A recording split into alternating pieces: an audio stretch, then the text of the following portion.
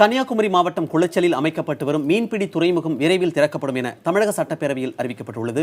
இன்றைய அவை நடவடிக்கைகள் குறித்த தகவல்களை செய்தியாளர் ரமேஷிடம் கேட்கலாம். ரமேஷ், சட்டப்பேரவையில் இதுவரைக்கும் நடைபெற்ற முக்கிய நிகழ்வுகளை சொல்லுங்க.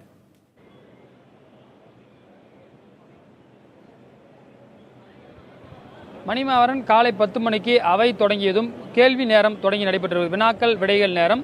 அதில் அதாவது பார்த்தீங்கன்னா பூம்புகார் சட்டப்பேரவை உறுப்பினர் அதிமுகவை சேர்ந்த பவுன்ராஜ் ஒரு கேள்வி எழுப்பினார். நாகை மாவட்டம் தரங்கம்பாடியில் மீன்பிடி துறைமுகம் அமைக்கக்கூடிய பணிகள் நடைபெற்று வருகிறது. அந்த பணிகள் எப்பொழுது முடிவடையும் என்று கேட்டார். அதற்கு மீன்வளத்துறை அமைச்சராக ஜெயக்குமார் பதிலளிக்கும் பொழுது இதற்கான விரிவான திட்ட அறிக்கை தயாரிக்கப்பட்டு நிர்வாக ஒப்புதல் பெறப்பட்டிருப்பதாகவும் நிதி ஒதுக்கிய உடனே அந்த பணிகள் தொடங்கி நடைபெற்றும் என்று ஒரு தெரிவித்தை தெரிவித்தார்.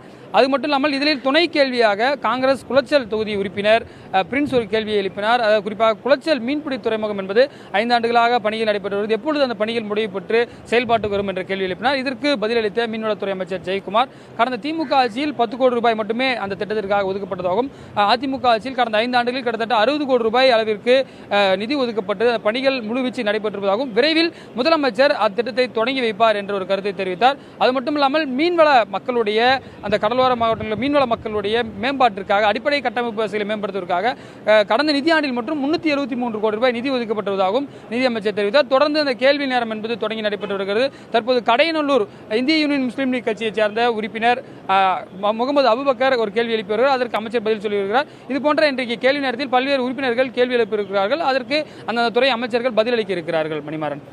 ரமேஷ், வனத்துறை மற்றும் சட்டத்துறை மானிய கோரிக்கை மீதான விவாதம் நடைபெற இருக்கிறதே, அதனுடைய விவரங்கள் என்ன? அவையினுடைய மற்ற நடவடிக்கைகள் என்னென்ன?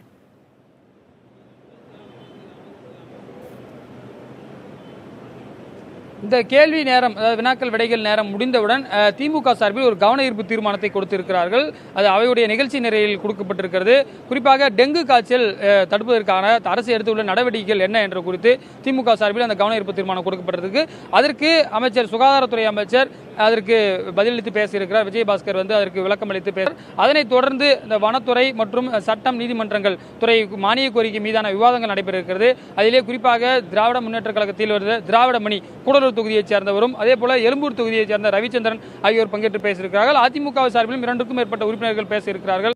அதனைத் தொடர்ந்து காங்கிரஸ், இந்திய யூனியன் முஸ்லீம் லீக் உள்ளிட்ட உறுப்பினர்கள் பேசியிருக்கிறார்கள். அதற்கு அந்த துறை அமைச்சர், குறிப்பாக வனத்துறை அமைச்சராக கூடிய திண்டுக்கல் சீனிவாசன் பதிலளித்து பேசியிருக்கிறார். அது மட்டும் இல்லாமல் முக்கிய அறிவிப்புகள், அந்த துறைக்கு சில விஷயங்களை, முக்கிய அறிவிப்புகளையும் வெளியிட்டிருக்கிறார். அதே போல சட்டத்துறை நீதிமன்றத்திற்கு பார்த்தீங்கன்னா சி.வி. சண்முகம் அமைச்சராக இருக்கிறார். அவர் அந்த உறுப்பினர்கள் எழுப்பக்கூடிய கேள்விகளுக்கெல்லாம் பதிலளித்துவிட்டு முக்கிய அறிவிப்புகளையும் எழுப்பியிருக்கிறார். குறிப்பாக இந்த வனத்துறையை பொறுத்தவரை இந்த யானைகள் அடிக்கடி உயிரிழப்பு சம்பவங்கள் நடைபெற்று வருகிறது. இதையெல்லாம் எழுப்பதற்கு எதிர்க்கட்சி உறுப்பினர்கள் திட்டமிட்டிருப்பதாக தகவல்கள் தெரிவிக்கின்றன. காயத்ரி.